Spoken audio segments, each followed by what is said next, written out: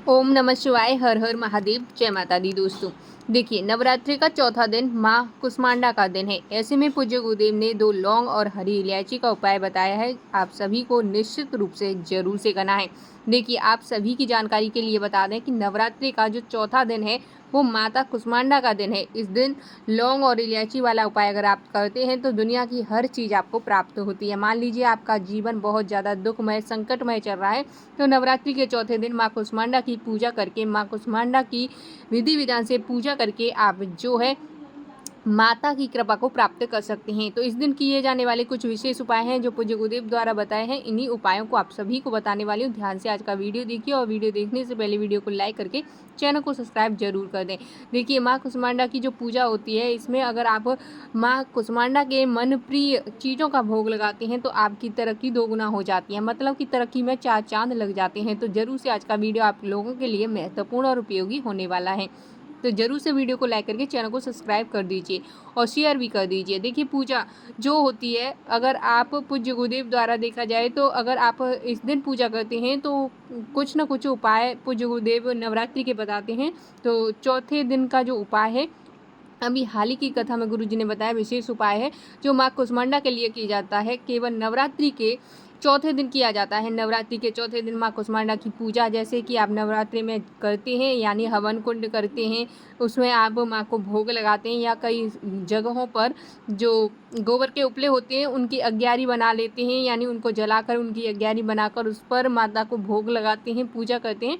जैसी आपकी मन भावना होती है वैसे आप पूजा पाठ करते हैं। तो अलग अलग विधियाँ होती हैं, अलग अलग तरीके से माँ की पूजा करते हैं। इस दिन माँ को कद्दू जो होता है, जैसे कुम्हड़ कहा जाता है, इसका भोग लगाया जाता है। ये कद्दू जो होता है माँ को बहुत ज़्यादा प्रिय होता है।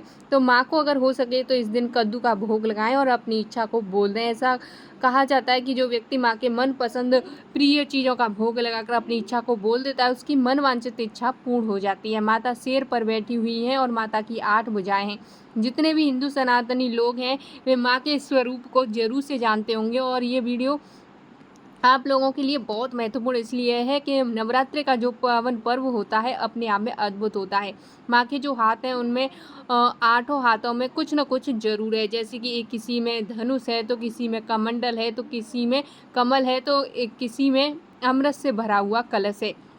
एक हाथ में माँ के गदा है और चक्र इत्यादि माता के हाथों में है। और माँ शेर की सवारी पर हैं। भगवान शंकर की अर्धांगिनी कही जाने वाली सृष्टि के आरंभ को करने वाली माँ कुष्मांडा की पूजा करने से व्यक्ति का भाग्य चमक जाता है। तो पूरे ब्रह्मांड को प्रकट करने का जो श्रेय जाता है वो माँ कुष्मांडा को जाता है। इसलिए मैया का नाम कुष्मांडा है। तो पूरी सृष्टि के द्वारा ही प्रकट हुई है, इसलिए माता का नाम कुष्मांडा हुआ है। यानी इन्होंने ही पूरी सृष्टि को प्रकट किया है और सूर्य मंडल से इनका जो जन्म हुआ है, इसलिए माता के 10 दिशाओं में प्रकाश जारी रहता है। ब्रह्मांड में ऐसी कोई वस्तु नहीं है जो माँ से अगर आप मांगें तो वो पूरी ना हो। और मन से मांगी गई इच्छा माता जरूर से पूरी करती हैं। आपकी मन वांछित इच्छा है तो माँ को इस दिन जरूर से पूजा पाठ करें। व्रत रखते हैं तो भी करें, नहीं रखते हैं तो भी करें।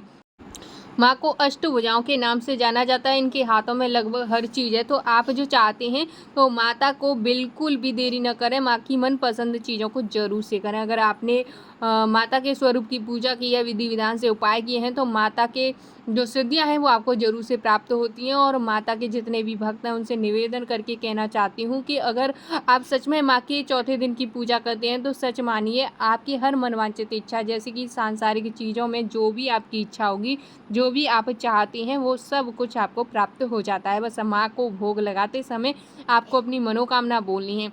तो इस दिन माता को जो सबसे ज़्यादा भोग लगाया जाता है वो कैसा लगाया जाता है, तो ध्यान से सुनिए। ये भोग समझो या उपाय समझो, एक ही बात है।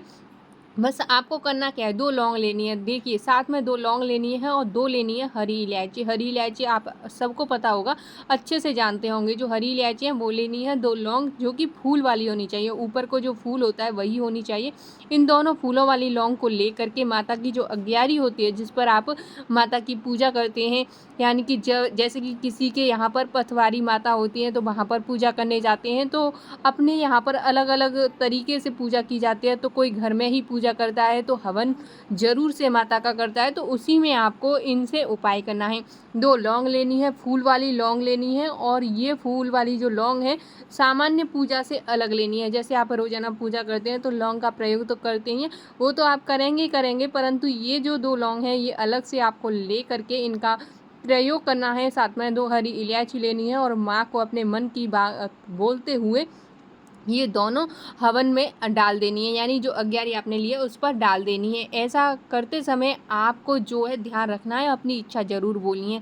तो इस तरीके से आपकी वो इच्छा पूर्ण हो जाती है। अगर आपकी इच्छा कोई विशेष मनोकामना की है और ऐसा लग रहा है कि पूर्ण हो पाएगी या नहीं हो पाएगी, मन में किसी प्रकार की शंका आ रही है, तो उसके लिए एक काम और करना कि इस दिन माता को जो भोग लगाया जाता है वो होता है कद्दू का भोग। तो कद्दू अगर आपको मिल जाए तो कद्दू जरूर से लेकर आना और माँ को कद्दू का भोग लगाना, और कोशिश करना कि आपसे गलती ना हो, पर फिर भी जाने अनजाने में कोई ना कोई गलती भूल चूक हो ही जाती है, तो उसके लिए आपको माँ से माफ़ी मांगनी है। और जैसे ही आप माँ से माफ़ी मांगते हैं तो माँ को, जैसे कि माँ का मनपसंद भोग मैंने आपको बताया कद्दू है, जिसे कुमड़ कहा जाता है, तो उसे भी आप भोग स्वरूप लगा सकते हैं। तो इस तरीके से आप खुशी खुशी माता की पूजा करें और बोलें कि आपकी वो मनोकामना पूर्ण हो जाए। और हाँ, आप इस दिन माता को गुलगुले भी बनाए जाते हैं, जो छोटे छोटे गुलगुले होते हैं, कई स्थानों पर जानते होंगे, पर आपकी जानकारी अगर नहीं है तो जानकारी के लिए बता दूं कि ये गुलगुले जो होते हैं वो छोटे छोटे पुआ होते हैं, उन्हीं को बना करके उन्हें गुलगुले कहते हैं। उनका भोग अगर माँ को लगाते हैं और उसके बाद जैसे ही माँ को भोग लगाए उसके बाद इन गुलगुलों को गाय को खिला देते हैं, तो माता रानी की इतनी कृपा आपके ऊपर बरसती है कि आपकी हर कष्ट, हर परेशानी उसी क्षण समाप्त हो जाते हैं। तो इस दिन माता का एक प्रिय मंत्र भी है, जो कुछ इस प्रकार है, ध्यान से आप नोट कर लें। मैं आपको यहाँ पे मंत्र बता दे रही हूँ। मंत्र है, या देवी सर्वभूतेषु मातृ रूपेण संस्थिता नमस्तसे नमस्तसे नमस्तसे नमो नमः। इस मंत्र का प्रतिदिन जाप करना चाहिए, तो आपके ऊपर माता की अति कृपा होती है। तो इस तरीके से माता की आप पूजा अर्चना करके उपाय कर सकते हैं। मैया के 5वें रूप की चर्चा आप सभी से मैं अगले वीडियो में करूँगी। अगर वीडियो थोड़ा भी पसंद आया हो या उपयोगी लगे तो ज़रूर से आप वीडियो को लाइक कीजिए और कमेंट कीजिए, और आपको कोई भी जानकारी चाहिए, कोई मन में प्रश्न हो तो कमेंट के माध्यम से मुझे पूछ लीजिएगा, मैं आपके प्रश्नों का उत्तर ज़रूर से दूंगी। और चैनल को सब्सक्राइब जरूर कर लीजिएगा। बहुत ही मेहनत के बाद हम आपको गुरुजी द्वारा बताए गए उपाय बताते हैं, तो ज़रूर से हमारी इस मेहनत को सफल बनाने के लिए आपका एक लाइक करना बहुत ही ज़रूरी होता है। कमेंट में ओम नमः शिवाय हर हर महादेव जरूर से लिखिए। माता रानी की कृपा आपके ऊपर बनी रहे, इसी कामना के साथ मैं आपसे विदा लेती हूँ और मिलती हूँ एक और प्यारी सी वीडियो में।